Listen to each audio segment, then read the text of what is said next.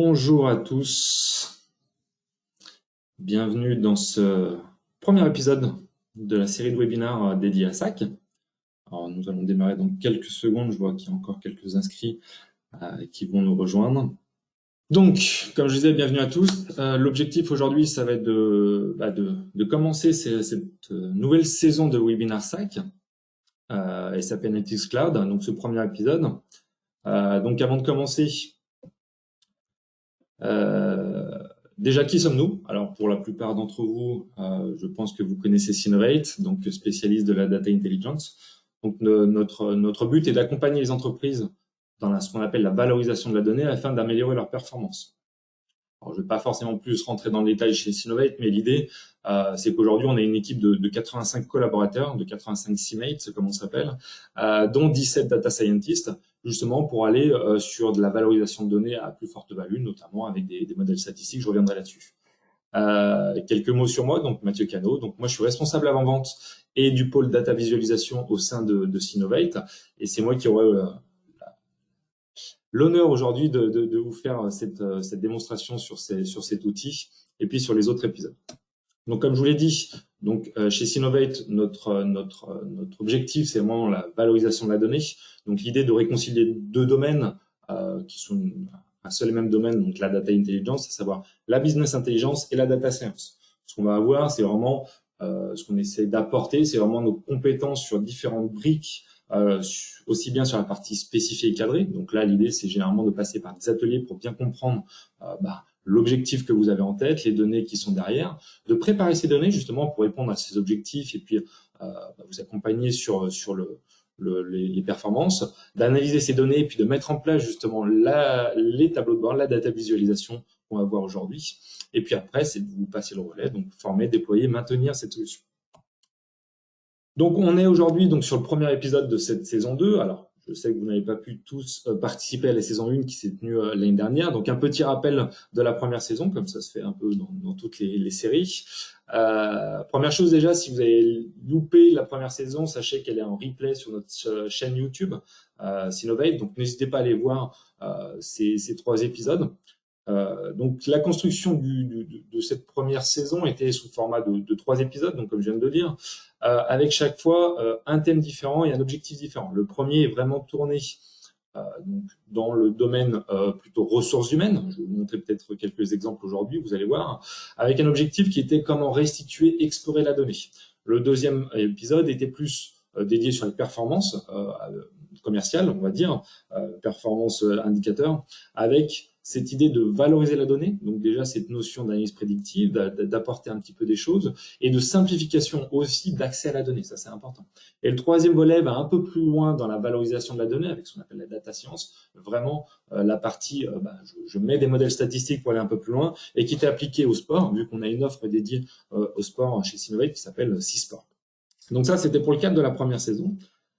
Cette deuxième saison, sans tout spoiler, mais vous donner quand même un peu le contexte général, on a repris un peu le même format, c'est-à-dire trois épisodes qui vont succéder sur aujourd'hui le premier épisode et puis les 2 prochaines semaines.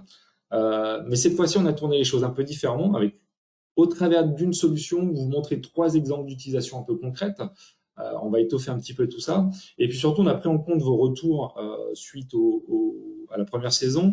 Et l'idée, ce qui était ressorti, c'était d'avoir besoin de manipuler un peu l'outil. Derrière, ça a débouché sur un certain nombre de projets pilotes chez certains d'entre vous. Là, l'idée, c'est de monter un workshop, donc le 28 septembre prochain, avec l'objectif de prise en main au travers de petits exercices un peu guidés, mais principalement sur le module planification qu'on va aborder, notamment dans le troisième épisode. Donc, si je reprends un petit peu les 3 épisodes que vous avez là, donc aujourd'hui, ce premier épisode, ça va être piloter votre activité avec SAC. Donc là, ce que je vais vous montrer, vous allez voir, ça va être de partir des données jusqu'à la restitution, vraiment un exemple de construction, d'une présentation globale, comment on accède à ça, quelles fonctionnalités on peut mettre en place, etc. Le deuxième épisode, donc la semaine prochaine, lui, s'intéressera à l'apport de la plateforme SCP, donc pour ceux, ou BTP, nous venons, vous montrer un petit peu quel est l'apport de cette plateforme, qu'est-ce que ça apporte en termes de stockage de données, de valorisation de la donnée, etc. Et le troisième épisode, donc le 29 juin, sera dédié au module de planification budgétaire qui permet d'aller un peu plus loin, notamment dans des cas de simulation, de saisie en masse et d'échange avec les données. Donc pour ce premier épisode, je serai seul, donc c'est moi qui vais faire ça. Par contre, pour les deux autres épisodes, je serai accompagné, alors pour le deuxième épisode, avec quelqu'un de chez SAP qui s'appelle Florian Hamon et puis quelqu'un de chez Sinovate qui s'appelle Yann Miquel, qui vont vous présenter un petit peu ces deux aspects. Et puis le 29 juin, je serai accompagné aussi quelqu'un de chez SAP, Antonio. Et puis chez nous, notre experte planning, Claire Lassozek, qui vous présentera un petit peu justement toutes ces fonctionnalités. Donc voilà un peu pour les objectifs pour cette saison. Et donc, avant de rentrer dans ce premier épisode, qu'on va détailler tout de suite, je vais juste faire un petit rappel brief, ou plutôt notre vision de ce que c'est la data visualisation. Donc la data vis, je pense que tout le monde a un petit peu l'idée de ce que ça peut être. C'est l'idée de représenter graphiquement, donc sous forme d'histogramme, de camembert, etc. Donc vraiment sous forme graphique, les informations qui sont contenues dans les données. L'idée, c'est plutôt que d'avoir des grands tableaux où on a des chiffres qui sont noyés, où on n'a pas forcément de phénomènes qui ressortent, c'est de tenir compte et d'utiliser chacune des spécificités des graphiques pour faire ressortir les phénomènes plus rapidement et efficacement. Donc on a vraiment cette image, généralement quand on parle de data vis, de tableau de bord un peu design, un peu joli, voilà, qui est agile, qui vont se mettre en place. Il y a un point qui est très important dans la data vis, qui des fois n'est pas forcément pris en compte et sur lequel je vais insister, c'est aussi la data visualisation, c'est aussi toute la cinématique d'exploration que vous allez pouvoir avoir dans les données. Je l'évoquais au départ, dans notre offre, on a aussi ce besoin de spécifier aussi vos besoins. Généralement, ça passe par des ateliers. On essaie de comprendre, grosso modo, comment vous consommez la donnée, quel pourrait être le chemin justement de parcours et d'exploration de cette donnée. Et donc, on a généralement un schéma qui se dégage où on a une vision un peu macro avec des KPI, avec quelques indicateurs. Et puis, par exemple, tiens, s'il se passe tel phénomène, le pouvoir de zoomer dessus, aller sur une autre présentation plus détaillée. Voilà, c'est vraiment toute cette cinématique d'exploration de la donnée qui est importante. L'idée, c'est vraiment d'aller plus rapidement aux informations, de faire ressortir ces choses-là et puis faciliter l'accès à la donnée dans un contexte de grand volume, forcément, et vraiment de redonner la main aux utilisateurs pour qu'ils se concentrent, utilisateurs métiers, je parle, pour que vous vous concentriez non pas sur la mise en forme des données et puis le crunching de ces données, mais vraiment sur l'analyse de ces données et des phénomènes en préparant un certain nombre de choses. C'est exactement le but de la solution qui est proposée par SAP, qui s'appelle SAP Analytics Cloud, donc SAC. Donc tout d'abord, qu'est-ce que c'est? C'est une solution SaaS basée sur la plateforme SCP, ça je l'ai un peu évoqué. Donc qui dit solution SaaS dit pas de maintenance entre guillemets de serveurs à héberger chez vous, pas de montée de version, de migration à faire de votre côté.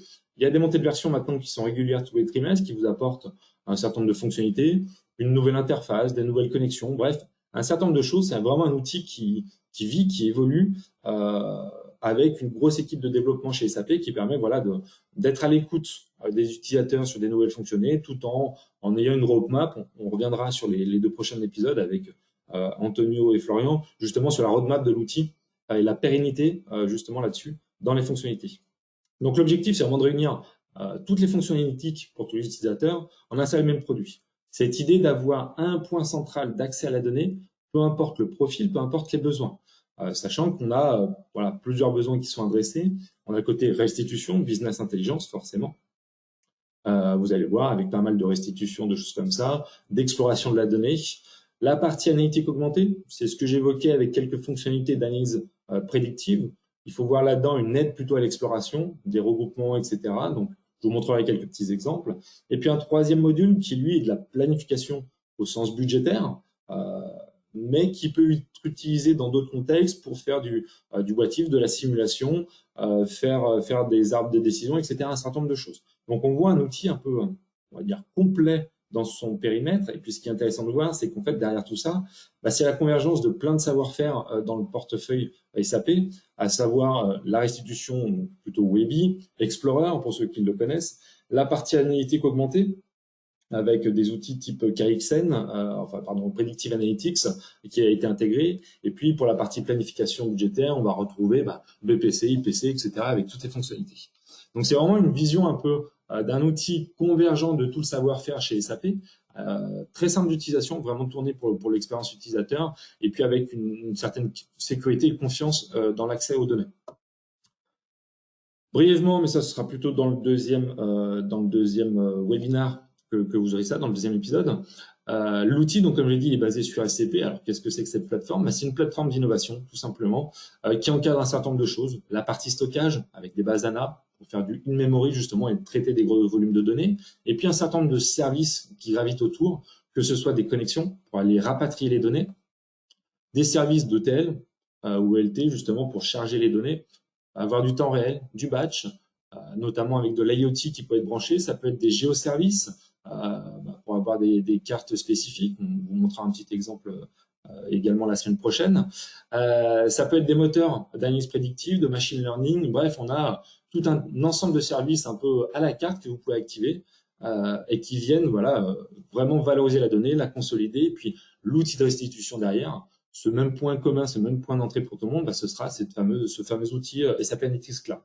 Donc c'est vraiment plus qu'une interface, c'est vraiment un point central d'accès à la donnée, de facilitation d'accès à la donnée, qui permet de déployer, vous allez le voir, de la data visualisation, comme je vous l'ai dit, des jolis graphiques, mais surtout une cinématique d'exploration, en réconciliant le monde de la BI classique avec les statistiques. On va voir, on a déjà un certain nombre de fonctionnalités natives dans l'outil, d'analyse prédictive temporelle, d'analyse intelligente, de découverte, l'outil est capable d'aller fouiller ces données, mais même avec l'intégration donc du langage R pleinement dans l'outil, vous allez voir que vous pouvez même aller beaucoup plus loin dans ce monde statistique. Et puis une aide à la décision accessible à tout moment, puisque via l'application, on peut y accéder soit sur tablette, soit sur smartphone, peu importe les marques.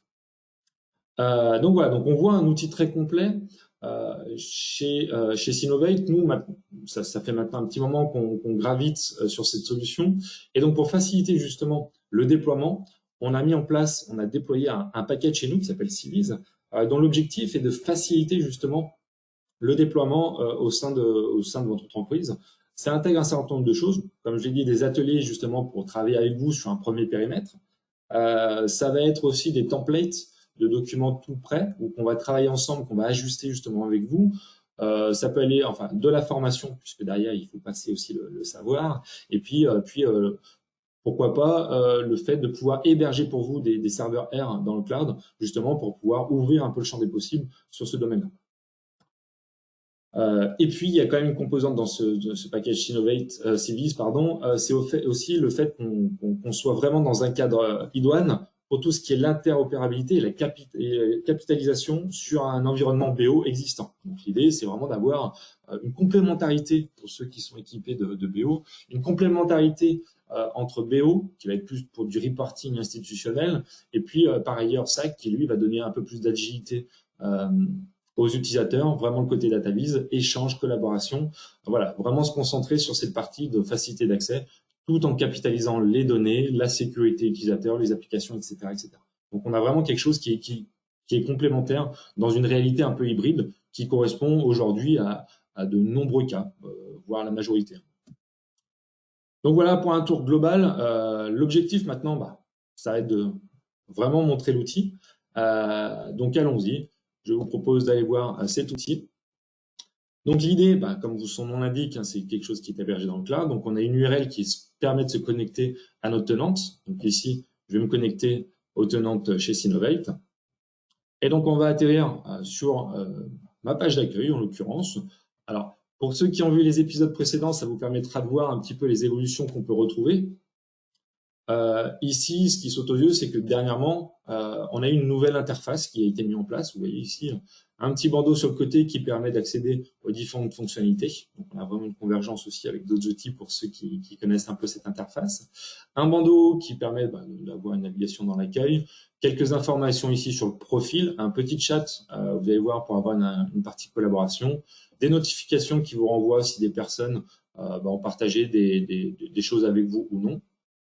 Ici, je reviendrai sur la partie interroger vos données. Donc, vous avez vraiment la possibilité de poser des questions à l'outil et puis aller fouiller de manière automatique. Donc, ça, c'est plutôt intéressant. Et puis après, une zone ici que vous allez pouvoir personnaliser comme vous le souhaitez, l'agencer comme vous le souhaitez, sachant que tous ces graphiques-là sont issus de présentations qui sont derrière. Toujours sur cet espace, on va voir qu'ici, on est sur la page aujourd'hui qui nous montre l'état actuel de certains nombres de graphiques, la page catalogue qui permet de regrouper ça sous différentes choses, et puis d'autres choses, favoris, partage avec moi, qui sont assez clairs, j'imagine. En termes de menu, donc on voit ici qu'on peut accéder à un certain nombre de choses. On a la partie fichier, vous allez voir, on va pouvoir accéder à un explorateur, je vais vous montrer tout de suite d'ailleurs, un explorateur qui vous permet voilà, d'avoir une arborescence, avoir certains dossiers qui vont être partagés avec un certain nombre de personnes. Je vous montrerai comment on peut également facilement partager le tout.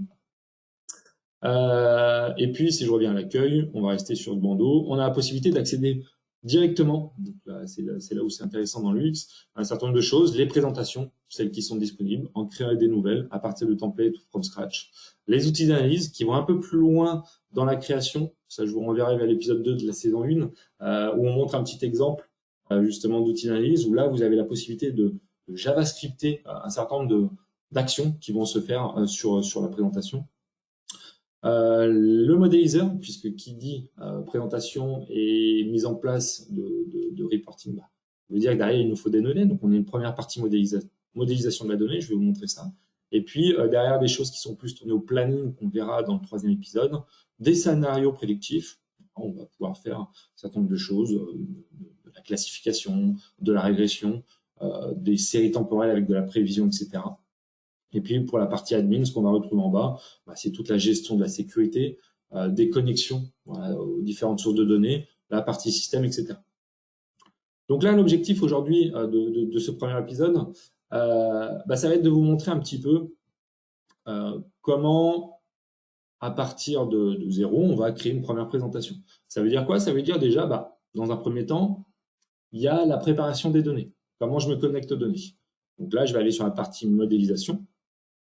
Ce que l'on retrouve ici, c'est les différents modèles déjà à disposition. Il y a un petit truc ici.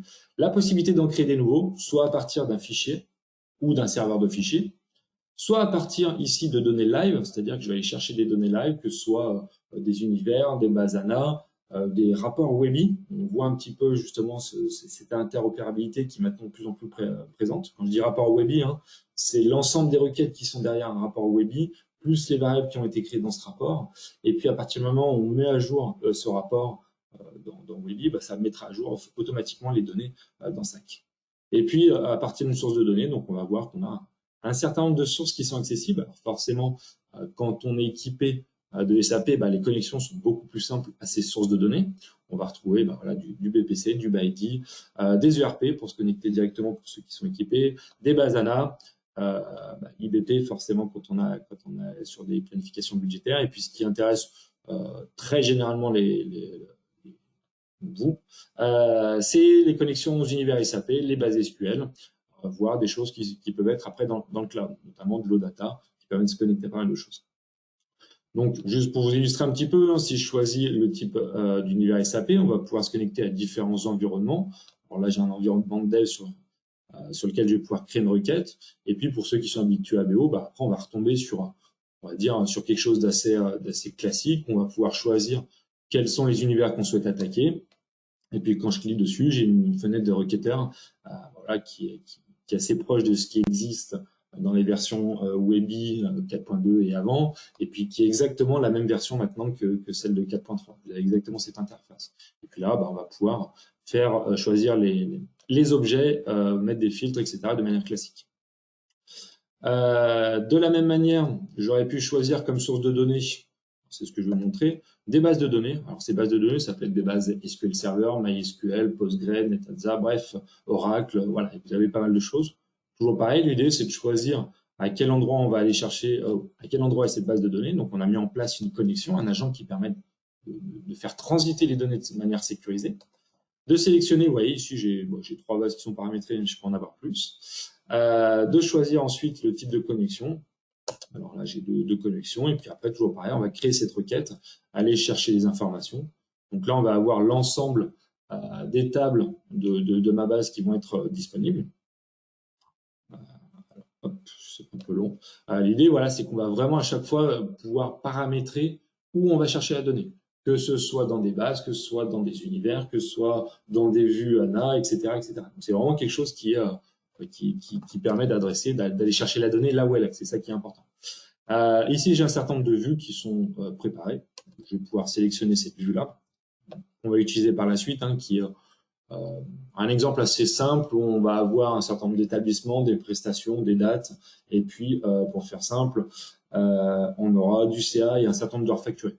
Un exemple très simple pour illustrer justement après la construction. Et donc, dans l'idée ici, on va pouvoir faire du SQL à la carte, voir la requête actuelle, voir un aperçu des données existantes. Et puis, si on avait d'autres tables que l'on voulait lier, on a aussi la possibilité ici de gérer le type de liaison qu'on va avoir et puis on va pouvoir les rajouter, etc. Si je fais ça, je fais suite, je vais pouvoir valider cette chose-là en disant, voilà, je veux créer ce modèle de données à partir de cette table. Donc là, je vais rapatrier les données véritablement dans le cloud. Hop. Et puis, je vais lui mettre un petit nom, 2021, EP1, hop. Et donc là, en faisant ça, donc là, les données vont être chargées dans le cloud. Donc, à partir de là, on va avoir une étape qu'on dit de préparation de la donnée. Donc, avant, là, entre guillemets, on a fait la connexion, on a choisi les données qu'on importait. Et l'idée maintenant, c'est que une fois qu'elles ont été chargées, on a un certain nombre de temps pour finaliser justement la préparation de ces données. Donc, l'idée, c'est de définir ce qu'on appelle les métadatas. Comment vont être consommées la data? Donc là, on a vraiment une étape de préparation de la donnée, de qualification de chacune des colonnes, d'enrichissement de ces colonnes avec de nouvelles formules. Je vous montre ici rapidement l'étape de modélisation. Hein. On retrouve nos données, on retrouve des dimensions, des indicateurs, des champs de type date qu'on va pouvoir modifier ici, il n'a pas pris en date. Voilà. On travaille vraiment sur les métadatas de modification, de transformation. On va pouvoir enrichir avec des hiérarchies, créer de nouvelles fonctions, combiner différentes requêtes en une. Et l'idée, c'est qu'ici, on aura un journal des transformations qui va être enregistré et on va pouvoir ensuite rafraîchir ce modèle de données de manière régulière, récurrente ou à la carte, tout en gardant l'ensemble des transformations. Donc, on a vraiment la construction ici, on peut voir ça comme une requête un peu générale qui va préparer la donnée pour les utilisateurs. Donc, généralement, c'est plutôt une étape qui est portée par l'IT, par la DSI, de manière à mettre à disposition aux utilisateurs un modèle de données, ce qu'on va faire par la suite, déjà tout qualifié avec une sémantique, etc. Mais vous voyez, ce que je trouve intéressant à vous montrer ici, c'est que j'aurais pu partir d'un fichier Excel et même un utilisateur métier va pouvoir à la volée se charger un fichier Excel, le qualifier, puisque c'est quelque chose qui est assez guidé. Hein, vous le voyez ici dans la partie détail. Il nous montre, voilà, je l'ai pris comme dimension, voilà un petit peu des répartitions, je fais de la qualité de données, et puis si on en reste là, la possibilité de créer un modèle et de pouvoir jouer avec. Donc c'est vraiment quelque chose qui est accessible. Dans les faits, je le vois.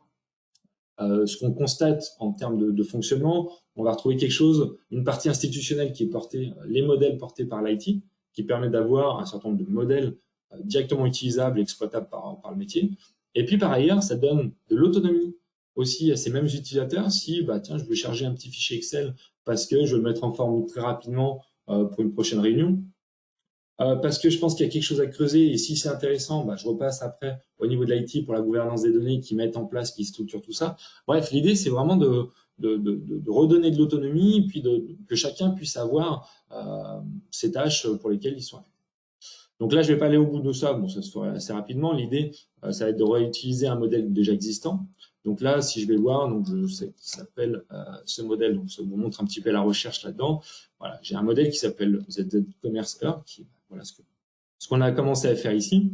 Donc imaginons maintenant, je suis allé au bout de ma préparation, j'ai la possibilité, juste pour vous finir sur cette partie modèle, de revenir dessus. On va retrouver ici une vision un petit peu modèle de données où on voit les différentes dimensions. On va pouvoir revenir sur la sémantique, on va pouvoir revenir sur des hiérarchies, on voit les présentations qui utilisent ce modèle de données. Sur le format date, on va pouvoir par exemple aussi gérer les hiérarchies par défaut, comment je vais naviguer, la possibilité dans la partie mesure de rajouter aussi des mesures à ce niveau-là, de créer de nouveaux calculs. Vous voyez, si par exemple je calculé quelque chose qui s'appelle le taux horaire, qu'on réutilisera, hein, qui est ni plus ni moins que le CA divisé par les heures. Donc ça, c'est vraiment la partie, on va dire, modèle. Si maintenant je veux gérer la façon dont elles sont rafraîchies, vous allez voir que dans la partie gestion des données, ici, on est sur un petit planificateur sur lequel, si je choisis ça, je vais pouvoir choisir la fréquence de répétition. comment je veux, à quelle fréquence je veux répéter ça. Je veux rafraîchir mes données toutes les heures, tous les jours, toutes les semaines, etc. en choisissant des créneaux, donc un ordonnanceur. Comment je veux les réimporter? Est-ce que c'est de l'update, de l'append? Est-ce que je veux nettoyer le tout et puis remplacer ça? Et puis je vais même pouvoir revenir ici pour modifier la requête qui a servi de base au modèle.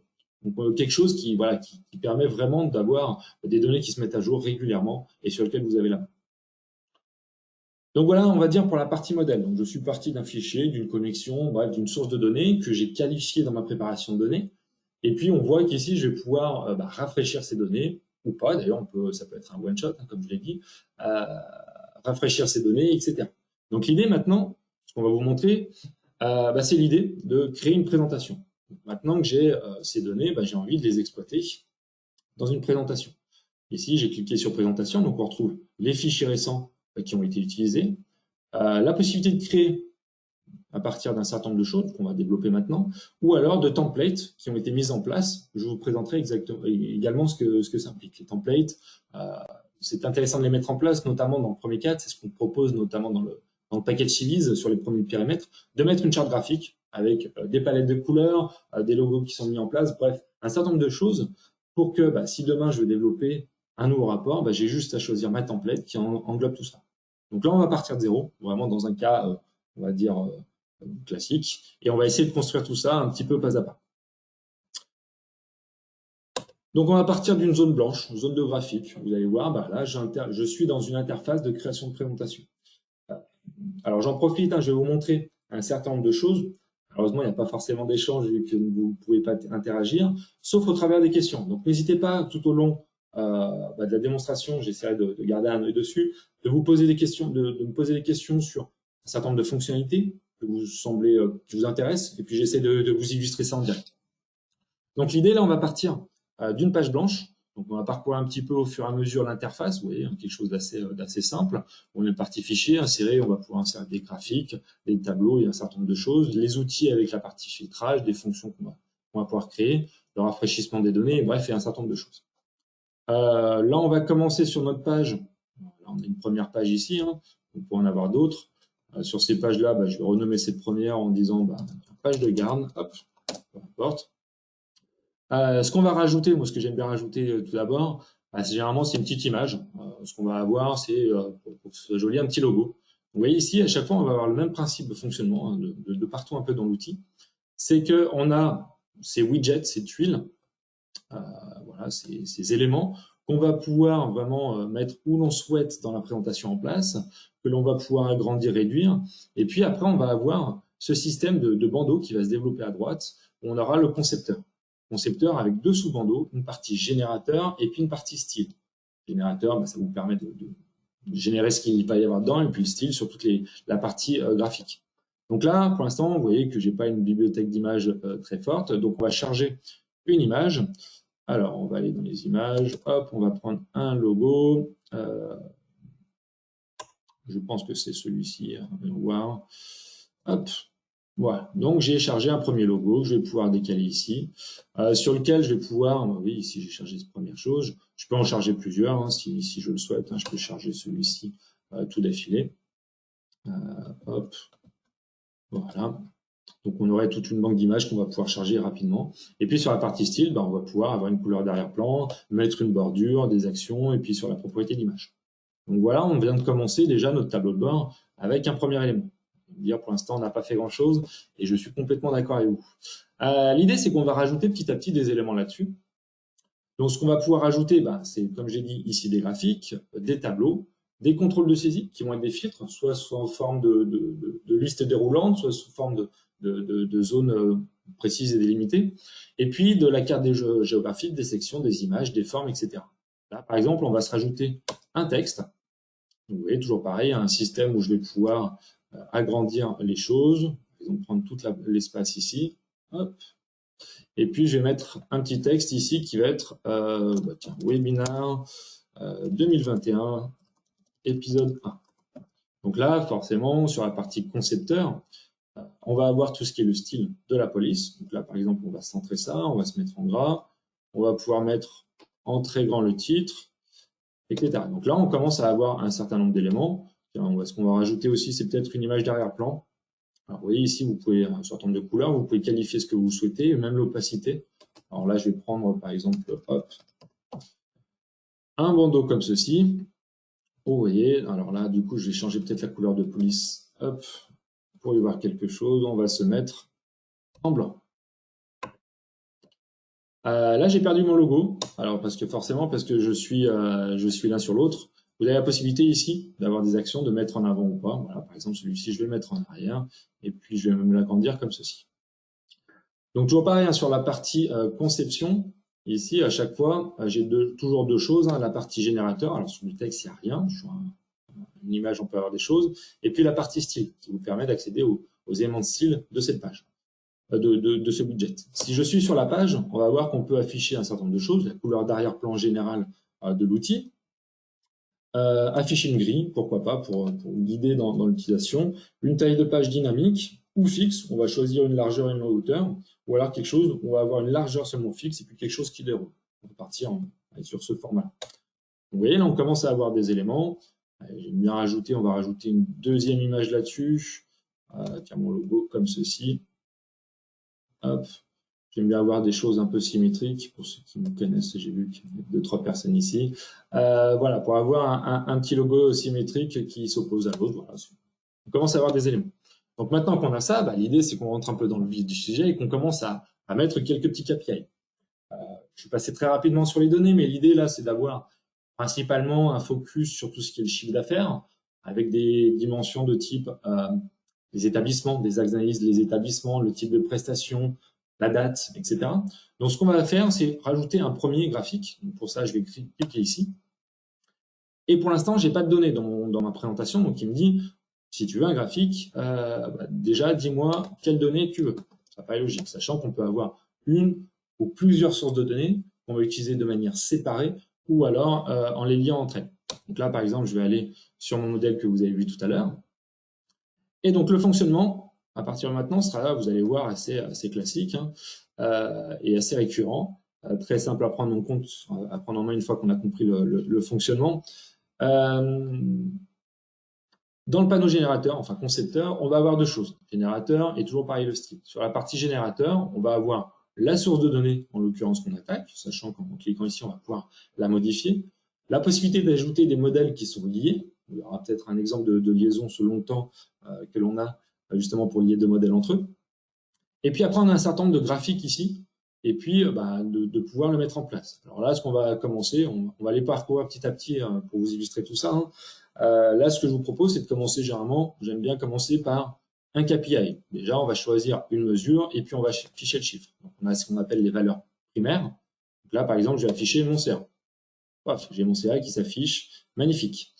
Je me dis que c'est peut-être intéressant de rajouter aussi le nombre d'heures facturées, vu que j'ai cette information, et puis peut-être le taux horaire. Donc dans ce cas-là, vous voyez ici, j'ai mes trois valeurs primaires qui s'affichent ici. La possibilité, si je veux mettre un focus sur le CA et puis les autres dessous, de les mettre, dans ce cas-là, de les faire glisser dans la partie secondaire, et là, je vais avoir quelque chose, vous voyez ici, où j'ai les informations qui sont un peu moins visibles. On a la possibilité d'ajouter des couleurs. Là, ce sera principalement des celles que je vais illustrer par la suite. De mettre des filtres au niveau du widget ou d'activer un certain nombre de fonctionnalités d'exploration. Je vous renvoie, je ne sais pas si j'aurai le temps de montrer ça, vers l'épisode notamment 2 de la saison 1 où vous aurez quelques informations là-dessus. Si on va sur la partie style, ici, vous voyez qu'on a plusieurs choses qu'on va pouvoir faire. Déjà, la couleur d'arrière-plan. On va mettre une petite couleur d'arrière-plan. Qu'est-ce qu'on va choisir? Allez, un joli vert. Non, c'est pas ça que je voulais.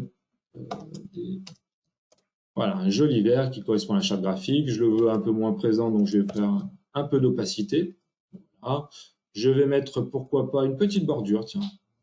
On va arrondir les angles, faire un peu de pointillé. Vous voyez, on est en train de mettre un exemple en place.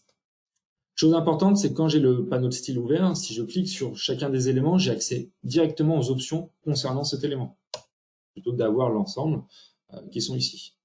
On va pouvoir choisir la police, on va pouvoir adapter aussi ici, selon les mesures, l'échelle par défaut. Alors, soit on va mettre des milliers, des millions, des milliards, soit on va pouvoir demander à l'outil de s'adapter automatiquement à la meilleure vision.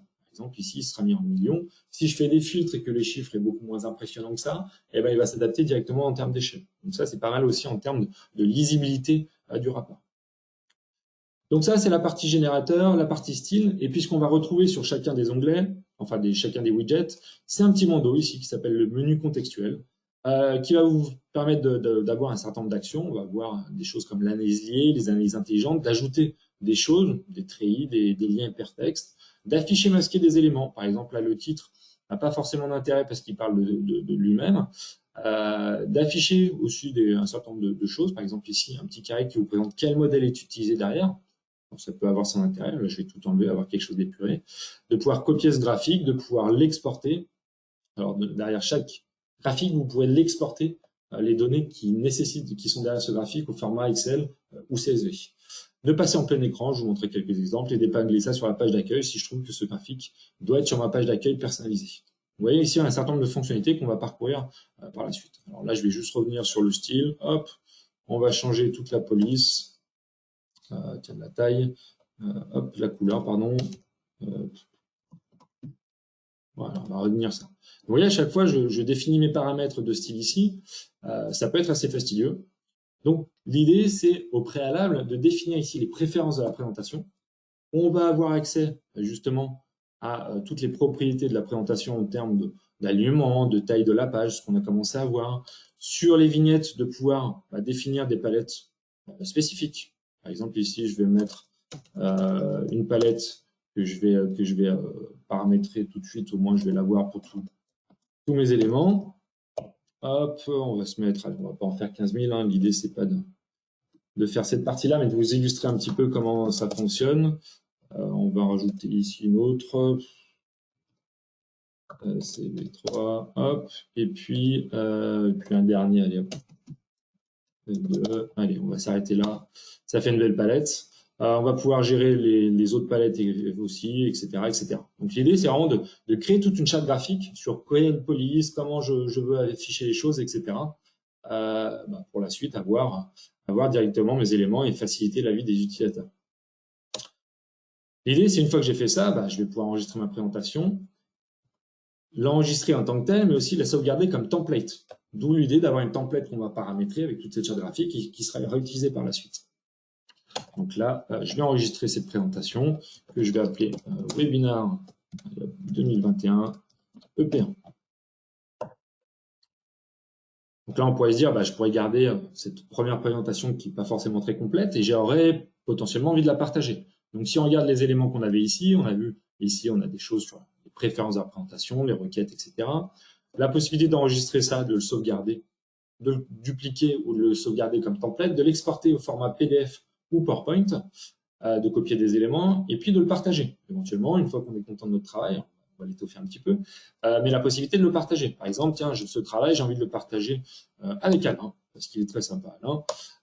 Je ne veux pas le spammer, donc je ne veux pas qu'il reçoive de mail, mais je vais pouvoir changer le type d'accès. Facilement, vous voyez, à travers une interface ici, je vais lui partager cette présentation et puis lui, il va recevoir. Alors, je pourrais revenir dessus si je veux lui donner un peu plus de droits. Mais lui, il va recevoir ici dans ses notifications que, en l'occurrence moi-même, je vais partager cette présentation. On va pouvoir partir, par exemple, de ce premier onglet, de le dupliquer pour en avoir un deuxième. Et puis là, on va créer un onglet qui s'appelle synthèse. Alors, sur cet onglet synthèse, pour l'instant, on n'a pas grand-chose, on a juste un KPI. Ce que je vous propose, c'est peut-être de rajouter d'autres graphiques. Donc, si on en rajoute un deuxième, voyons voir qu'est-ce qu'on va pouvoir ajouter. Donc, ça nous permet de voir un petit peu qu'est-ce que l'on a en base. Ici, on a la possibilité de faire des barres, des histogrammes avec des lignes ou pas, empilés ou pas, format cascade. Donc, par exemple, ici, l'idée, ce serait de choisir un histogramme. On va prendre comme mesure, alors là, on va rester beaucoup sur ce CA, sur la partie CA. Bon, là, il m'a mis un histogramme. L'idée, c'est qu'il est horizontal, et puis je vais peut-être vouloir le faire selon, par exemple, les différents établissements. Donc, il me présente ça sous format un peu dans l'ordre alphabétique. Je me dis que c'est pas forcément l'ordre que je souhaite. Je peux gérer un certain nombre de choses ici, par exemple, le rendu, je peux avoir du quadrillage, je peux avoir des choses pleines, voilà, pour faire quelque chose de joli, mettre des filtres, toujours pareil.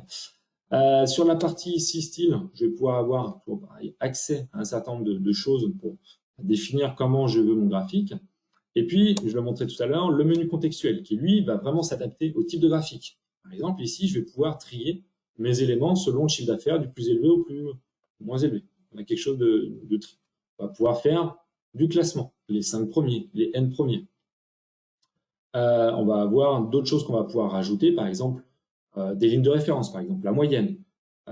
Définir ça en tri, c'est-à-dire définir ce même graphique. Ça, c'est intéressant. Je vais rajouter ici un treillis. C'est quoi un treillis? C'est de multiplier ce graphique selon, par exemple, ici, l'exercice. Et là, je suis en train de reproduire le même graphique selon mes 3 exercices. Voilà, je vais enlever ce treillis. Là, j'ai mon graphique comme ceci. Je vais me dire, tiens, ce serait peut-être intéressant d'ajouter aussi, en termes d'informations là-dessus, le taux horaire pour avoir une perspective. Donc, dans ce cas-là, je vais plutôt choisir ligne et colonne empilée. Je vais choisir, vous voyez ici, ça m'a changé un petit peu pour la colonne, c'est le CA. Pour la ligne, je vais mettre ici mon taux horaire. Il est ici. Bon, très bien, mon graphique commence à être pas mal. Et je me dis, tiens, j'aimerais bien avoir un découpage par année. Je vais même la possibilité dans ce cas-là d'avoir de l'empilé, où je vais choisir ici pour la couleur, donc il va définir l'empilement, l'exercice. Et là, on va avoir un graphique un peu plus chargé, mais qui vous présente ici pour chacun des établissements la répartition par année, et puis après le taux horaire de chacune des années. Là, vous allez me dire, je vois pas grand-chose sur cet écran, il est un peu petit. L'idée, c'est que ici, dans le menu contextuel, vous avez la possibilité à chaque fois de passer en plein écran, même en mode lecture, pour pouvoir avoir une vision un peu plus sympa, plus lisible surtout, et de pouvoir, voilà, par exemple, se concentrer sur 2019 le taux horaire. Voilà, ça vous met en surveillance les choses.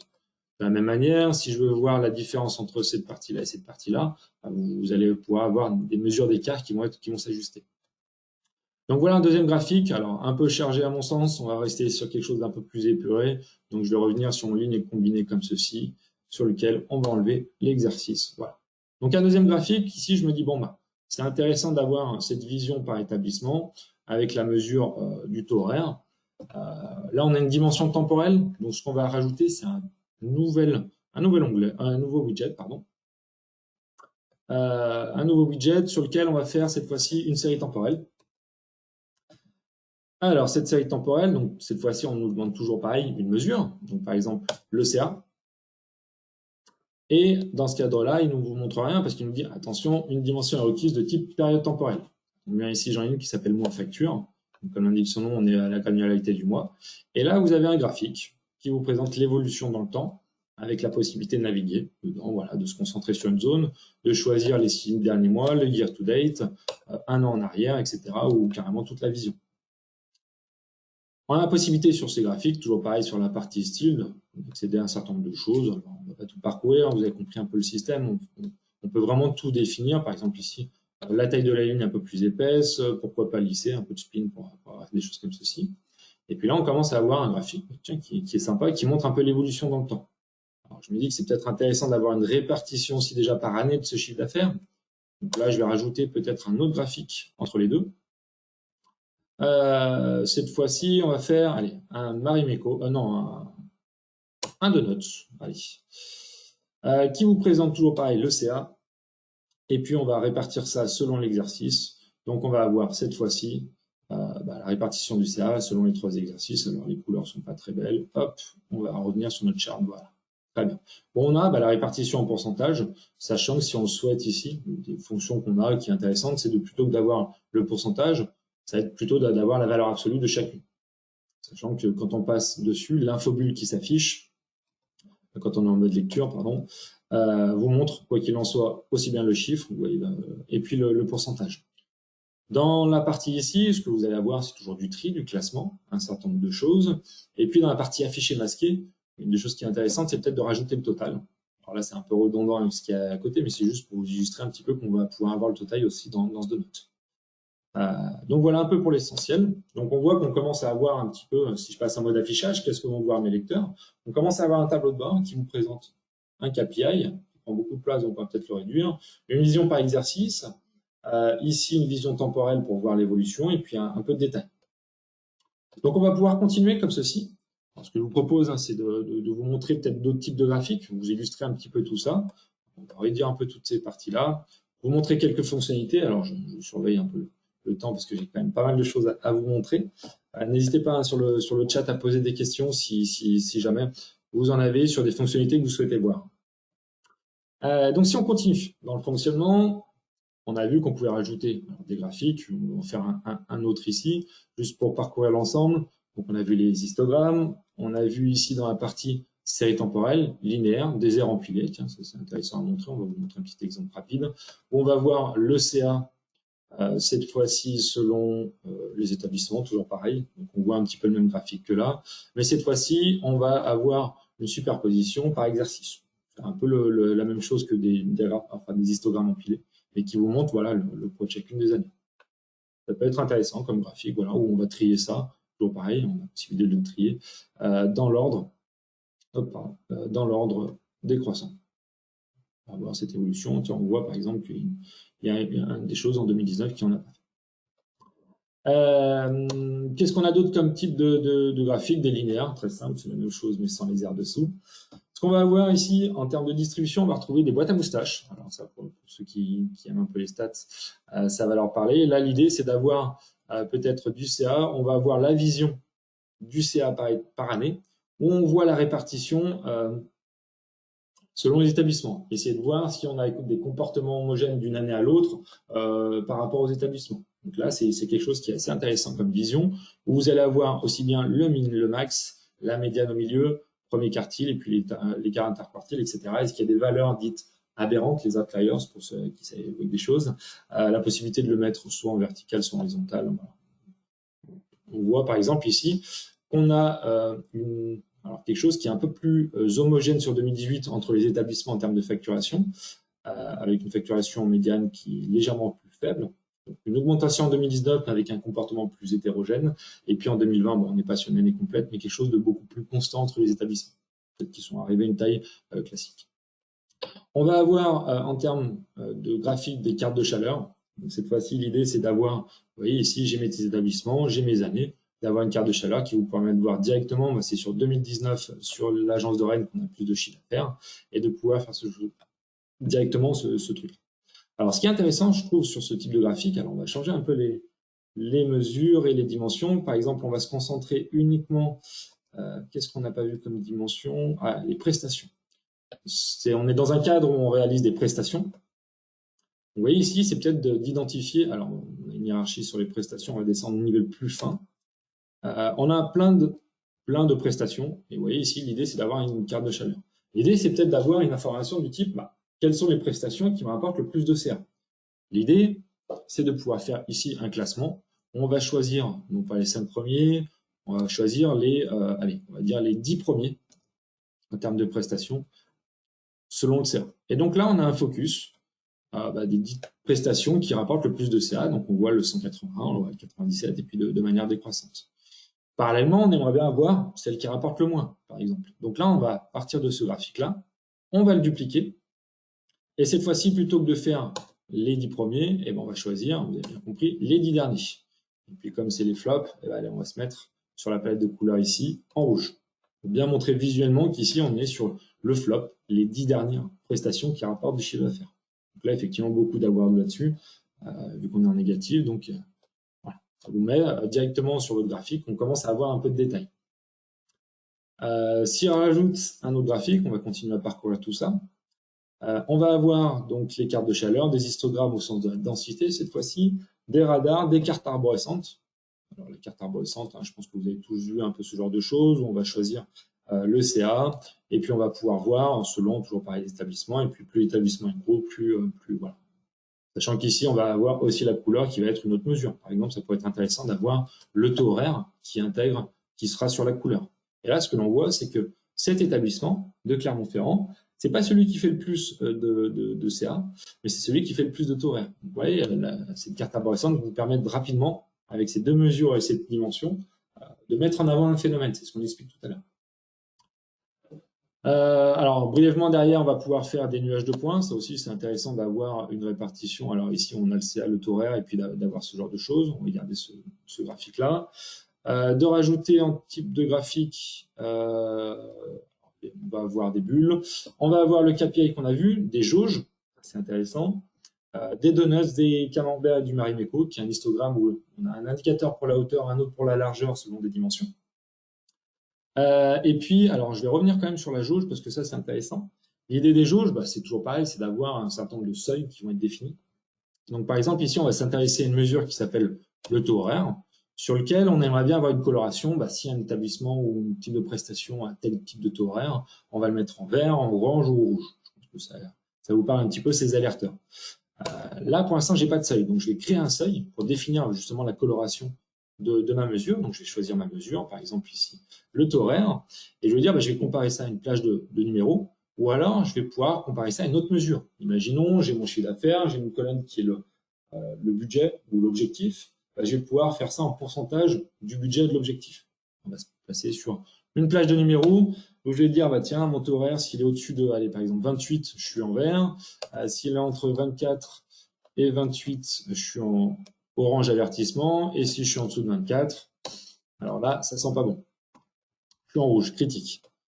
Et donc là, je vais pouvoir appliquer ça. Donc là, j'ai une jauge ici qui montre que mon taux horaire global, on l'avait vu ici, il est à 26,62. Là, je suis en orange, là. Je suis en avertissement. Derrière, je vais pouvoir ventiler ça, par exemple, selon les exercices.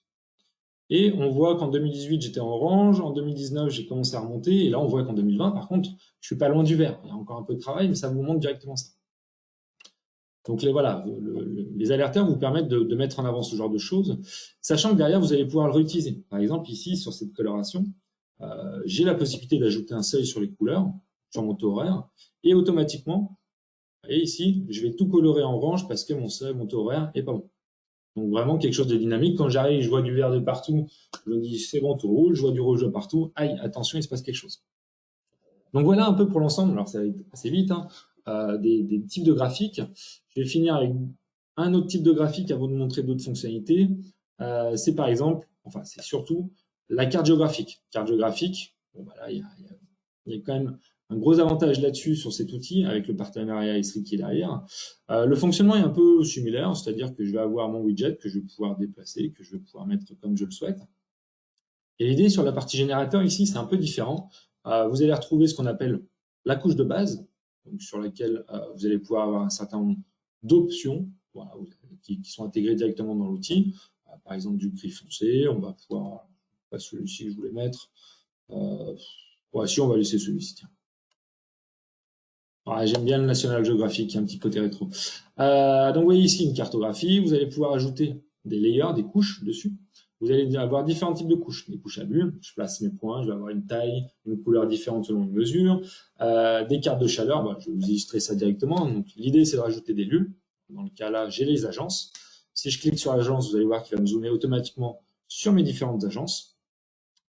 Alors là, c'est pas très lisible, donc je vais choisir finalement un autre type de fond de carte, beaucoup plus lisible. Si je reviens sur ma couche ici, donc on le voit, mes dimensions de lieu. Quand je passe dessus, j'ai que l'agence. Je vais mettre une couleur de bulle selon l'OCA. Ça permettra directement de voir en couleur. C'est ici où on a le moins, et puis c'est à Rennes où on a le plus de chiffre d'affaires. Et pourquoi pas une taille de bulle selon le taux horaire, pour voir ceux qui pratiquent un taux horaire intéressant. Alors là, les bulles sont tellement importantes qu'on va pouvoir réduire aussi les tailles pour avoir quelque chose d'un peu plus lisible. Sur la cartographie, vous voyez quand vous passez dessus, vous avez cette infobulle sur laquelle vous avez le CA, le taux horaire. On va voir que, et ça c'est valable un peu de partout, dans la partie menu contextuel, vous pouvez ajouter à chaque fois des choses sur l'infobulle. Une mesure, une dimension pour compléter l'étiquette quand vous passez dessus. Dans les cartes géographiques, vous pouvez même ajouter un graphique sur cette couche. Vous allez dire, tiens, j'aimerais bien avoir le détail du CA par exercice quand je clique sur un établissement. Alors, je vais passer en mode lecture pour que vous voyez un petit peu le tableau de bord qui est en train de se mettre en place. Mais l'idée, c'est, tiens, je me concentre sur le A, je me dis, tiens, quelle est la répartition par année? Et si je clique dessus, vous avez un petit détail ici sous forme de graphique qui vous permet d'avoir le détail. Tiens, je passe sur Orléans et vous avez directement cette chose. Donc, on commence à avoir un début. Pour l'instant, on a mis des choses en place, mais un début de cinématique d'exploration de la donnée. Pour aller un peu plus loin dans cette cinématique, comment on passe pour l'exploration de données? Sur différentes choses. L'idée, c'est peut-être d'avoir ce qu'on appelle des contrôles de saisie. Le contrôle de saisie, c'est quoi? C'est ni plus ni moins que des filtres. Ce qu'on va faire, c'est qu'on va rajouter une forme ici. hop, qui sera noir, pourquoi pas. Alors, je vais mettre ça plutôt en haut sur cette partie-là. Yes. J'aime bien faire un petit bandeau ici pour pouvoir mettre tous mes filtres au même endroit. Ça, c'est une préférence personnelle. Chacun y verra ce qu'il veut. Et puis ici, de rajouter ce qu'on appelle donc un contrôle de saisie. Si je clique sur contrôle de saisie, je peux choisir la source de données que je souhaite attaquer, de choisir la dimension, par exemple ici, l'établissement. Il va me demander dans ce filtre, quels sont les membres que je veux choisir. Je vais tous les prendre. Est-ce que c'est une sélection multiple ou alors unique que je veux? Et puis si je fais ça, hop, vous allez voir que maintenant, j'ai ce menu déroulant qui me permet d'avoir un filtrage sur les différents éléments. On peut en rajouter autant que l'on souhaite. Par exemple, là, ce serait peut-être intéressant de se concentrer sur un exercice en particulier. Donc là, je vais faire ça comme ceci, où je vais avoir l'exercice. Maintenant, si je passe en mode modification, lecture, vous voyez qu'ici, si je clique sur l'exercice, je vais pouvoir filtrer mes graphiques, tous mes graphiques de ma page. J'enlève 2019, ça m'enlève 2019 de partout. J'enlève 2018 pour me concentrer que sur 2020. Là, j'ai 2020. On voit tout de suite qu'il y a ce type de graphique. J'ai pas envie qu'il soit filtré par ça parce que je veux garder une vision globale. Pour cela, on va pouvoir définir comment les filtres agissent sur la page. Donc là, si je reprends mon petit menu contextuel sur les filtres, on voit qu'on a un certain nombre de choses. Et il y a le premier qui s'appelle l'analyse liée. L'analyse, c'est quoi? Il vous dit, ce que vous faites sur ce widget agit sur quoi? Sur tout ceux de la page. Ou alors, vous allez pouvoir avoir une sélection des éléments. Donc là, je vais tous les prendre, sauf par exemple mon donut, parce que je ne veux pas que ce filtre agisse là-dessus. Et si je fais ça, vous avez bien compris le fonctionnement, c'est-à-dire que maintenant, si je passe en mode affichage, que je filtre ça, et je vais avoir tous les graphiques qui sont filtrés, sauf celui-ci. Donc ça, on a les filtres qui sont dédiés pour ça. On va pouvoir peut-être aussi vouloir se servir des graphiques en eux-mêmes comme filtre. Et donc, en fait, dans le menu contextuel de chacun des graphiques, on a la même possibilité, c'est-à-dire d'avoir une analyse liée. Et donc, toujours pareil, là, il vous dit, ce que vous faites sur ce graphique ne s'applique que là-dessus, sur toute la présentation, toutes les pages confondues, etc., tous les widgets de cette page, ou alors uniquement ceux que j'ai choisis. Alors là, on va dire, sur tous les widgets de la page, j'ai juste à cliquer sur une zone et ça me filtre les autres. Alors, vous avez compris que maintenant, si je clique sur 2018 sur ce graphique, ça me filtre les autres. Donc, entre guillemets, ça me fait le même effet que celui-ci. Vous voyez, c'est comme ça qu'on va pouvoir commencer à créer une certaine navigation dans les données, une certaine cinématique d'exploration. Donc l'outil est très riche justement dans cette partie conception. On va pouvoir avoir, comme je l'ai dit, un certain nombre de choses, d'analyses liées, etc., etc. Il y a quelque chose, alors s'il y a quelque chose d'intéressant, alors pour illustrer un petit peu, je vais juste illustrer ça de la manière suivante. On pourra voir d'autres exemples si vous le souhaitez. Ici, par exemple, imaginons on a une page qui est dédiée vraiment que pour une vision établissement. On s'intéresse pour chacun des établissements, voir un top 5 hop, on va directement le copier. Par exemple, ici, on a le CA par prestation, le top 10 des prestations. Je vais copier ça sur mon premier onglet page de garde. Ici, on a une vision CA, heure, taux horaire, et puis les 10 premières prestations globales pour tous les établissements confondus, etc. Il y a une autre chose qui est intéressante, justement, toujours pareil, dans cette optique de cinématique d'exploration de la donnée, c'est la possibilité de mettre en place des liens hypertextes. Alors, les liens hypertextes, je pense que ça évoque chez vous pas mal de choses, mais c'est la possibilité de cliquer sur un graphique et que ça vous renvoie ailleurs. Par exemple, imaginons que sur ce graphique-là, j'ai envie d'avoir un détail un peu plus précis quand je clique sur une des agences. Donc, dans ce cas-là, ce qu'on va ajouter ici, c'est de cliquer sur lien hypertexte. Et toujours pareil, on a un petit bandeau ici sur la partie concepteur qui vous dit, voilà, ce lien, il vous envoie où? Vers une URL externe, vers une page de la présentation, voire vous ouvrir une autre page. Là, l'idée, c'est qu'on va se dire, tiens, je veux aller sur une autre page de ma présentation, la première, la dernière, celle suivante, etc. pour la navigation, ou celle que je choisis. Et dans ce cas-là, je vais lui dire, tiens, je vais aller sur la page de garde, effectivement. Et chose importante, je vais appliquer la dimension sélectionnée comme filtre. Qu'est-ce que ça fait cette chose maintenant? Si je repasse en mode affichage, je suis en mode lecture, je vois un certain nombre de chiffres. Ah tiens, Rennes, c'est intéressant. Si je clique dessus, j'ai la possibilité de filtrer, d'enlever, de me concentrer sur cette page-là uniquement sur Rennes, d'exclure cette valeur ou aller sur un focus, par exemple. Et donc là, je vais aller sur ma page de garde. Où vous le voyez, ça m'a mis automatiquement le filtre établissement. Donc ici, j'ai une vision uniquement pour l'établissement de Rennes de ces informations. Je vais avoir mon focus, aller dans l'analyse, etc. Et si je veux revenir en arrière, je clique sur ce filtre, revenir à la page précédente. Ça me ramène à mon point de départ en enlevant le filtre. Vous voyez, c'est comme ça qu'on va construire aussi toute une cinématique d'exploration de comment je vais consommer la donnée. Donc, vous voyez, on est assez riche en termes de restitution. Alors, il y a des choses que j'ai pas forcément eu. Je ne vais pas prendre le temps de tout vous montrer, malheureusement, parce qu'il y a énormément de choses. On a la possibilité de rajouter des écarts. Alors, si je vais quand même vous montrer un certain nombre de 3 trucs avant de passer à la suite. La possibilité, par exemple, quand on est sur un graphique, de calculer, de rajouter des calculs. Donc, par exemple, on a vu qu'on avait un certain nombre de calculs qui étaient définis dans le modèle, mais vous allez pouvoir en calculer des nouveaux. C'est nouveau, c'est quoi? C'est des choses que vous allez pouvoir calculer avec un certain nombre de fonctions qui sont préétablies, des petits exemples pour pouvoir les utiliser, etc. Ça peut être des mesures dites restreintes. Par exemple, si je veux mon CA sur N-1, ben, je vais pouvoir me concentrer sur le CA et puis je vais prendre la dimension de temps qui est ma facture et prendre voilà, l'année précédente. Donc, on va pouvoir période précédente, toute la période précédente année. Donc là, on est vraiment sur un CA année -1. Je vais avoir des mesures de type différence par rapport à. Donc là, c'est là où je vais avoir une notion de date, une mesure, et puis je vais dire, bah, tiens, je vais comparer 2 périodes successives, par exemple, faire du N-1, du N-2, etc. Et puis la possibilité d'avoir des agrégations différentes. Donc de base, c'est de la somme, mais on va pouvoir aller chercher du count distinct, du min, du max, des moyennes, des médianes, le premier, le last, l'écart type, etc., etc. Donc un certain nombre de choses. Par exemple, ici, si je veux calculer mon CA moyen par établissement, hop, donc je vais prendre mon CA moyen, la mesure, donc le CA, où je vais choisir comme dimension d'agrégation bah, l'établissement, et puis ça, je le veux sur chacun des mois. Hop, donc je vais prendre ma période, ma facture. Et donc là, ce que je vais rajouter sur mon graphique, alors je l'ai mis ici, peut-être pas le bon endroit, on va le mettre en ligne plutôt. C'est le CA moyen de chacun de mes entreprises. Pardon, j'ai dû me tromper quelque part. Hop, hop, CA moyen. Bon, j'ai dû me tromper. Je suis allé un peu vite. Ah oui, parce que là, on est au niveau de la prestation également. Donc, on met vraiment à quel niveau on calcule notre moyenne. Donc là, j'ai le CA moyen sur chacun des établissements qui s'affiche tenant compte des prestations. Donc ça, c'est intéressant de pouvoir rajouter des mesures.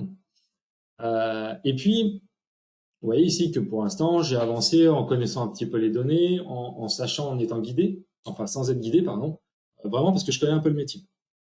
Maintenant, je me dis que ça pourrait être intéressant de se laisser guider par l'outil, parce qu'il a un certain nombre de fonctionnalités d'analyse prédictive. Alors le terme est un peu trompeur, mais l'idée, c'est de vous donner une aide à l'exploration de la donnée.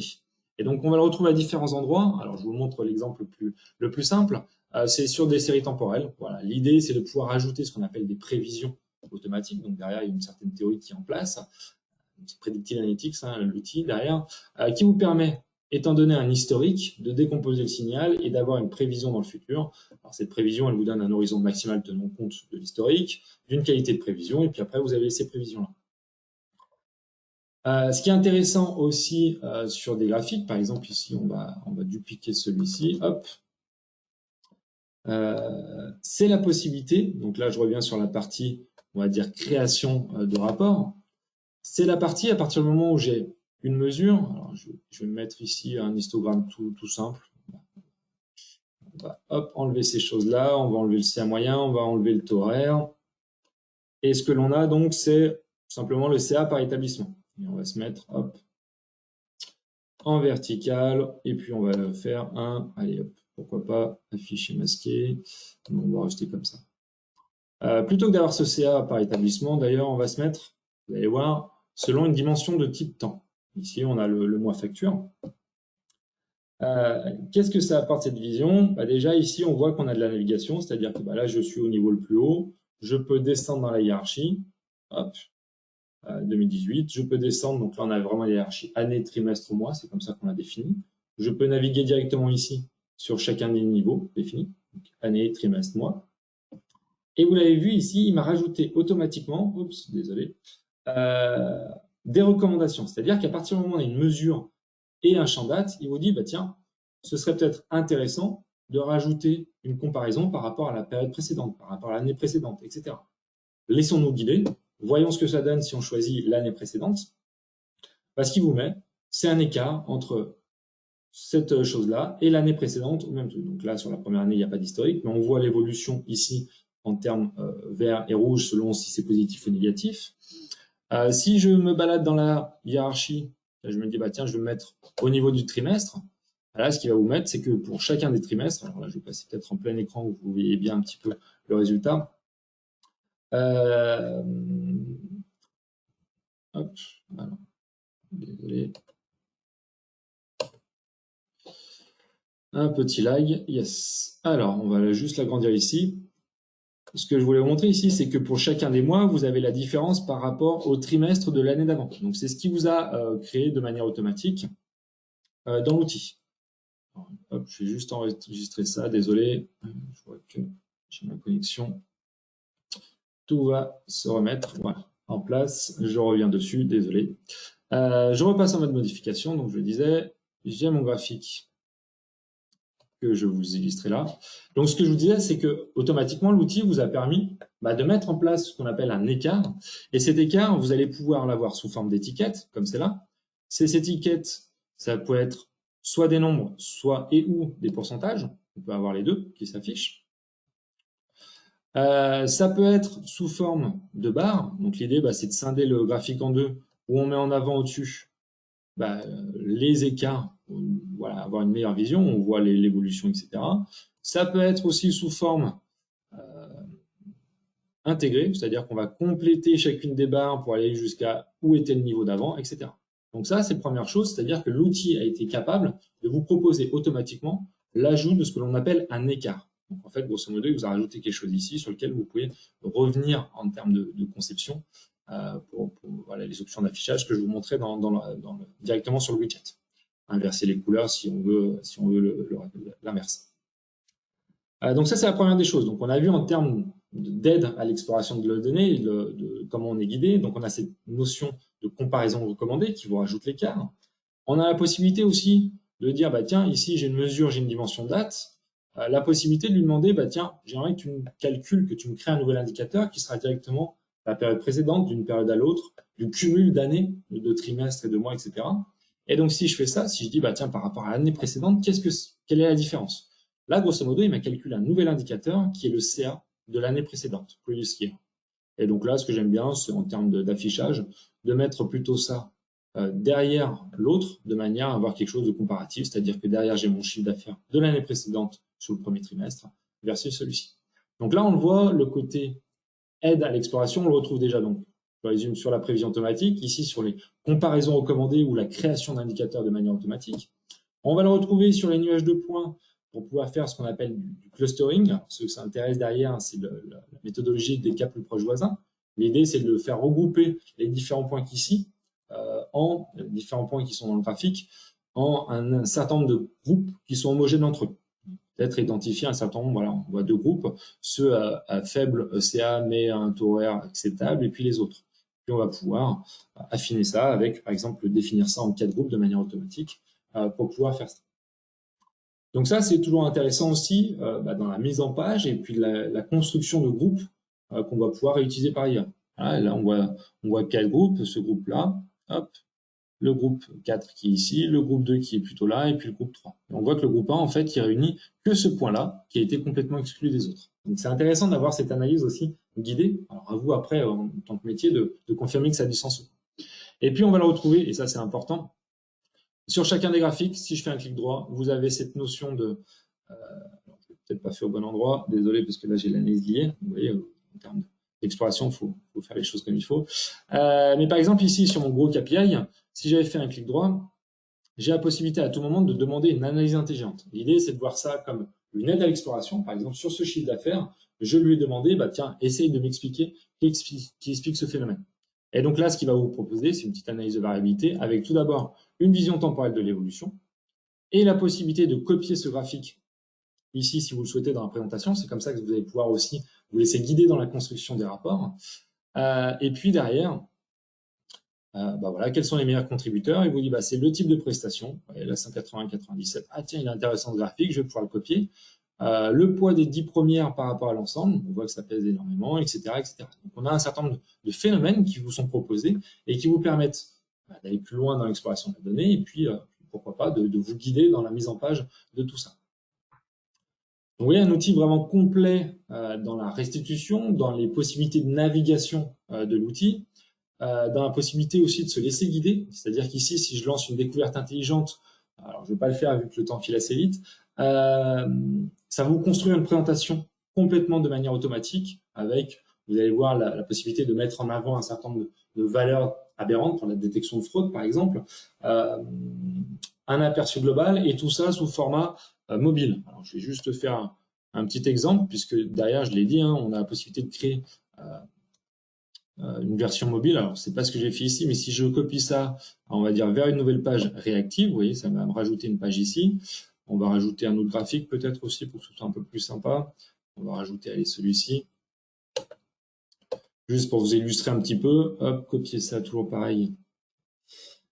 Vers ma page 1.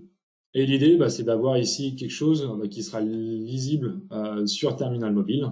Alors là, on est sur une page web, mais si je veux voir de l'IE sur un petit téléphone, voilà, de voir directement ce que ça va donner sur terminal mobile.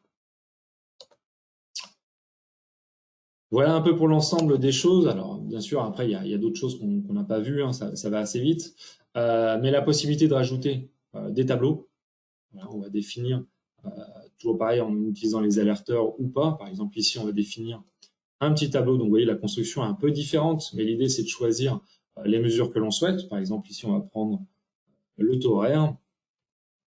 Vous voyez ici, hop, j'ai mon taux horaire qui s'affiche, et puis la possibilité de ventriler ça, par exemple, je ne sais pas, selon le type de prestation.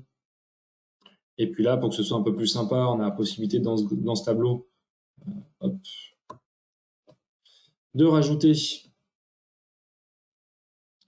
soit des seuils, ceux qu'on a déjà définis, donc ça sert à des petits pictos ou la couleur de fond, etc.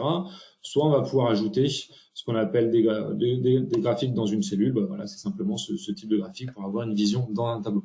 Le tableau, c'est pas quelque chose que je préconise beaucoup, on est vraiment sur la data vise.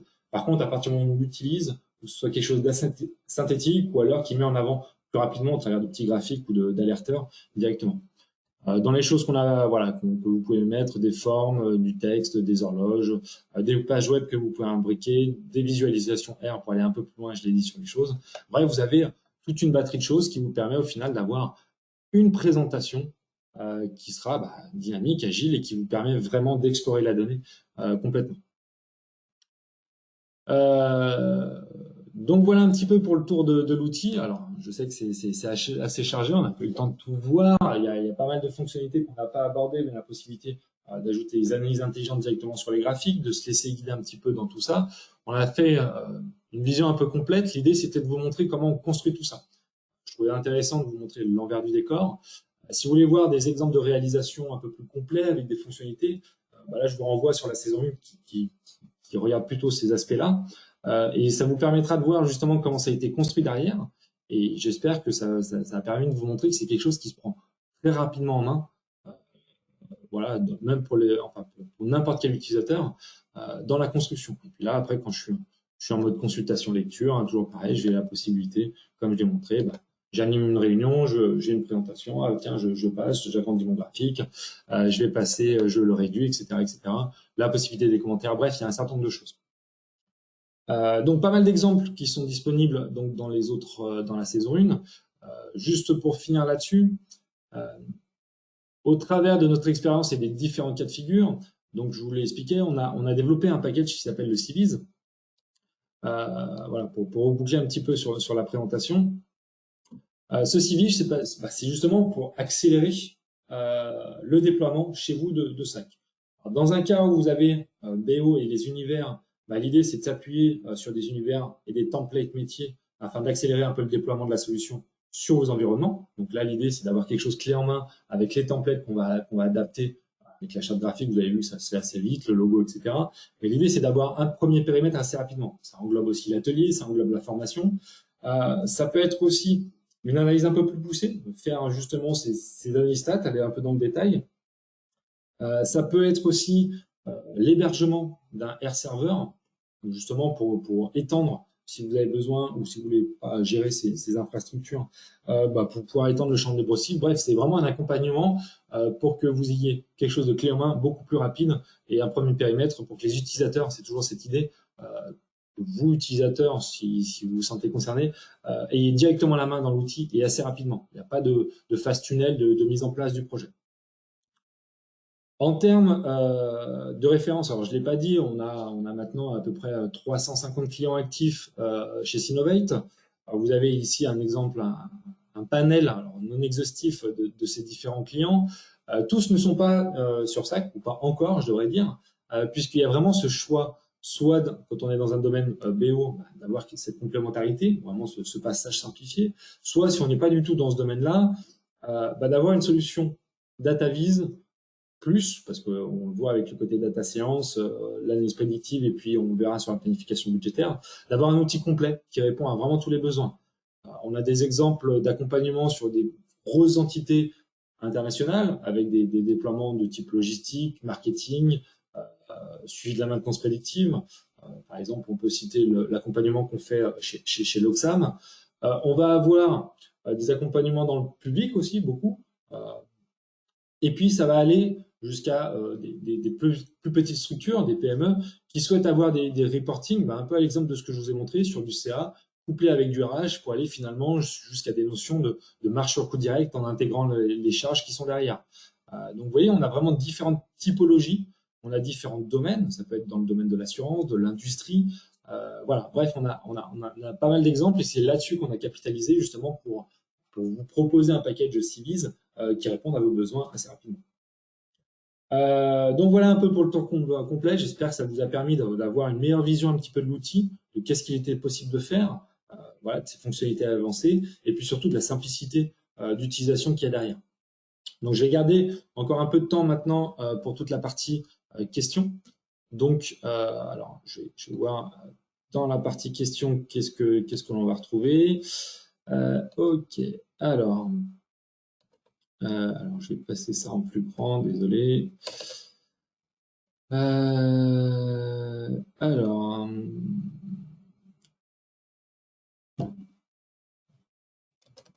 Alors, désolé, je vais passer ça en plus grand, ce sera plus simple. Alors, y a-t-il une manipulation à faire pour accéder à la nouvelle interface? Je reste figé sur l'enseigne, il y a une question de licence. Alors, oui, effectivement, c'est vrai que je vous présentais la nouvelle interface. Alors, il faut savoir que nous, on est partenaire SAP, donc c'est vrai qu'on a des mises à jour un peu plus régulières qui permettent d'anticiper ce qu'il va y avoir. Il n'y a rien à faire. C'est-à-dire que cette nouvelle interface, je sais qu'elle donne envie, mais elle va être prochainement déployée chez vous. Voilà, on est fin juin bientôt. Bon, je pense d'ici fin juin, elle sera déployée chez tout le monde. C'est grosso modo le rythme client. J'ai pas de date exacte. Alors, qu'est-ce qu'on a Alors, on me demande s'il y aura un replay. Oui, tout à fait. C'est vrai que je l'ai dit au début. Sur la saison 1, tout a été republié sur notre page Sinovate YouTube. Cet épisode ne fait pas exception. Il sera déployé aussi sur notre page YouTube. Donc, vous pourrez le revoir, le partager avec d'autres personnes, si vous le souhaitez. Sans problème, il n'y a pas de problème. Alors, il y a une question par rapport à l'adresse mail pour se connecter sur le cloud. Alors, c'est vrai que là, je suis pas parti sur la partie sécurité, mais les utilisateurs, généralement dans le cadre de base, ça va être une adresse mail qui porte l'authentification.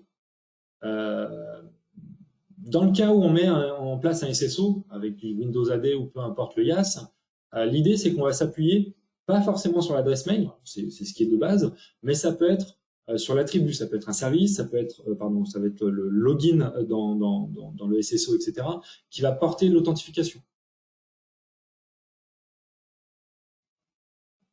Et là on est sur un cas particulier peut-être.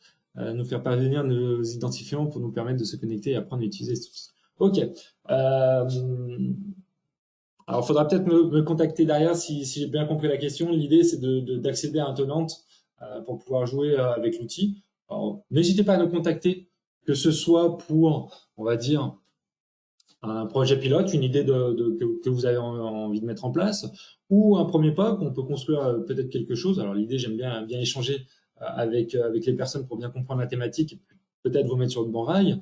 Après, sur l'utilisation de l'outil, vous avez vu, il se prend très facilement en main. J'ai pas pointé mis le truc, mais dans l'aide, il y a un système de tutos, de petits tutos pas à pas qui est disponible et qui vous permet vraiment d'appréhender les choses. J'essaye d'animer régulièrement des tutos, alors comme soit des webinaires comme vous le voyez ici, soit, alors je vais vous montrer ça, si vous allez et que vous suivez l'activité sur notre page, sur notre site internet de Sinovate, j'essaye de mettre aussi des petits articles à jour. Par exemple, ici, sur le pouvoir de la carto, il y a quelque chose qui est assez puissant dans l'outil, vraiment sur la cartographie, j'ai balayé rapidement, je vous invite à aller consulter l'article, qui vous montre les différents types de couches de base, les couches à bulles, voilà, les différentes fonctionnalités, qu'est-ce que l'on peut en faire, les entités, les cartes de chaleur qu'on n'a pas forcément eues, le choropleth, on peut naviguer dans les choses, l'exploration, et puis les couches voilà, de flux où on a un point de départ, un point d'arrivée. Donc voilà, j'essaye aussi de mettre un certain nombre de documents ou de matériel pour que vous soyez autonome là-dessus, que vous puissiez apprendre l'outil. Donc voilà, je vous invite à aller voir ça. Il y a un prochain article notamment sur la carto qui devrait sortir, je pense, début de semaine prochaine, justement, qui va un peu plus loin sur la carto avec l'utilisation de composants R pour du découpage spécifique. C'est quelque chose qui est souvent demandé. Ou alors avec ANA, avec la plateforme SCP. Donc ce sera l'occasion la semaine prochaine de vous présenter tout ça. En termes de licensing, y a-t-il des notions d'utilisateur? Alors, il faut savoir que les licensing sur SAC, donc c'est des licensing, on a deux types de licensing aujourd'hui, c'est du nommé, principalement c'est ce qu'il y a, c'est qu'une personne attribue une licence, et puis on a encore le système de session concurrente qui doit être en place, qui permet d'avoir un certain nombre de choses. Par contre, il n'y a pas de distinction en termes de pricing entre un simple lecteur et un créateur plus. L'idée, c'est que c'est au niveau des rôles et de la sécurité qu'on va mettre sur chacun qu'on va gérer le truc. Mais il y a une tarification unique pour le tout. En termes d'import de données, suis-je obligé de monter les données dans le cloud? Alors, je suis passé aussi très brièvement dessus, hein, mais sur les méthodes d'import, effectivement, on a deux types d'imports différents. Soit on est en mode import, c'est-à-dire que je prends mes données, je les monte dans le cloud, ce qui permet de bénéficier de la capacité ANA, in memory, de pas mal de choses comme ceci. Par contre, les modèles doivent être figés. La partie qu'on a vue avant, où on structure le modèle, les métadatas, etc., c'est quelque chose d'assez figé. Là, l'idée avec le côté live, c'est d'avoir un peu plus de souplesse. Par exemple, si on fait une connexion live à un univers, les données restent on-prem, par exemple. C'est le cas, ce qui se passe généralement quand on a encore des réticences à monter des données type RH un peu sensibles dans le cloud. On va les laisser on-prem et puis on va faire du requêtage en live avec l'outil. Donc on peut avoir ça. C'est aussi la possibilité, encore une fois, le modèle est un peu moins figé, c'est-à-dire qu'il peut évoluer dans le temps, de nouveaux indicateurs, etc., qui vont se rajouter. Quel est l'apport de la plateforme SCP?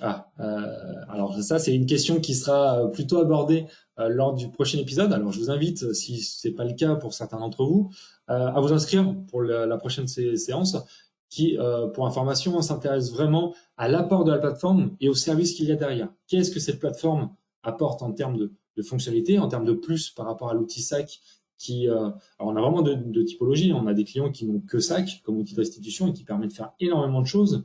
Et puis après, on a d'autres clients qui ont fait le choix de la plateforme complète.